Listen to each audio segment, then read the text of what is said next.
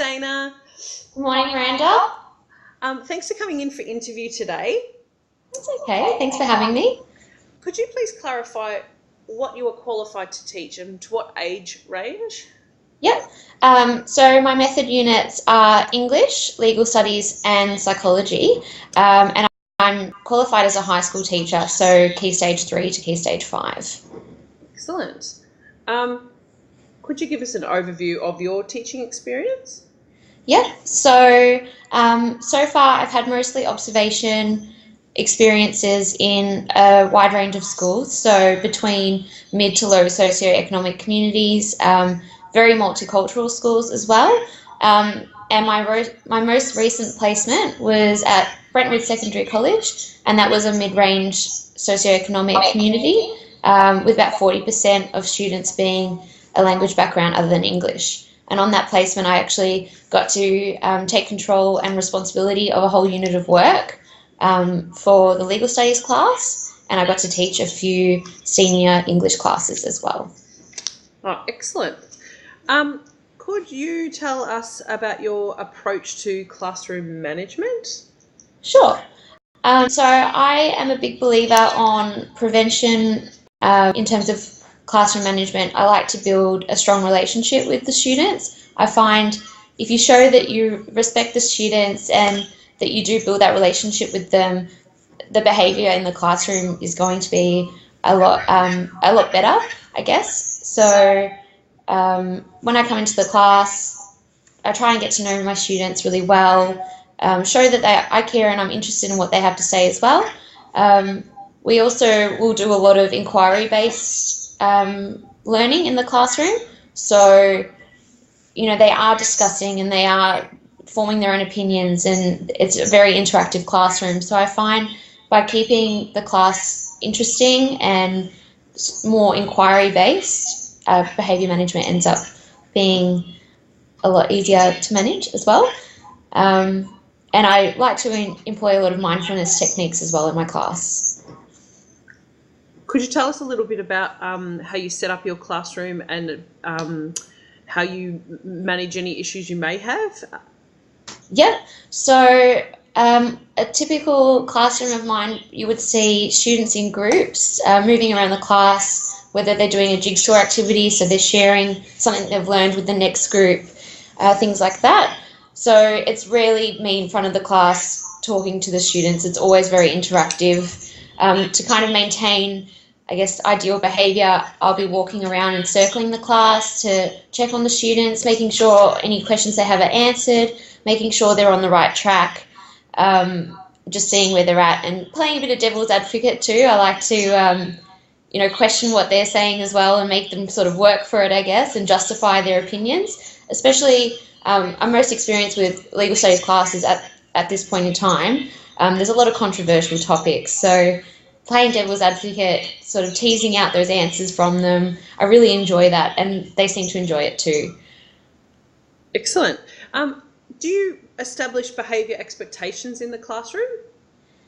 Yes, so especially looking back at when I had full responsibility of the legal studies class in my previous placement, I did find towards the start when I first started to teach them, they sort of tested my boundaries a little bit, tried to play tricks on me and things like that.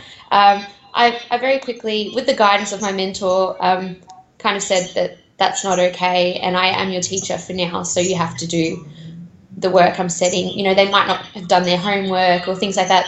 I think they had this sort of attitude that, well, you're not really our teacher, so why should we do it? But they very quickly realised that I am, and I'd be assessing them at the end as well and things like that. So I tried to be a little bit more assertive. Again, I prefer to build good relationships rather than, I don't want to be an authoritarian or anything like that, but I had to at sometimes be a little bit more assertive and say, no, like I'm speaking right now, so you have to listen, and then you can respond and things like that. So my mentor definitely guided me on how I could go about that and sort of some techniques that I could use to kind of maintain that good behaviour in the class. Excellent. Just specifically, could you describe how you executed a lesson with your choice of subject and tell us a little bit about how you introduced it? and worked through the lesson and checked on the learning outcomes and how they'd been achieved? Yep. So one lesson I can think of in particular that I really enjoyed, and even my mentor got really excited about it, and we ended up telling a few of the other teachers about it too, and they used it in their legal studies class. We were doing a sort of debate game that I created. We'd been doing some kind of heavy content classes at the time, so I wanted to break it up and introduce this sort of debate game that still got them thinking about controversial topics, but in a more fun sort of way. So the topic was on whether Victoria should have capital punishment, suspended sentencing, and baseline sentencing. So quite heavy, controversial subjects, but at that age level, they can definitely talk about it and they need to form their own opinions and justify their opinions on that.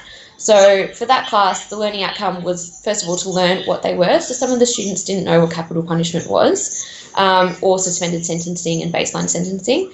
And then the other learning outcome was for them to just form those opinions and justify them, because for their assessment they had to talk about different sanctions and justify why they are beneficial and if they meet the aims of sanctions. So to introduce the lesson, I had to first introduce them to what capital punishment was. We watched a video on YouTube about capital punishment, and then we had sort of a lengthy discussion on what they thought about it, if they had any questions, if they were unsure about anything, especially because it is sort of a harsh sort of topic, I guess. So just wanted to make sure that they were okay and how they felt. So that sort of introductory activity was to make sure there was some prior knowledge before we began the debate. And then we went through what suspended sentencing was. They had a little bit more prior knowledge on that because they'd learnt that in a previous unit.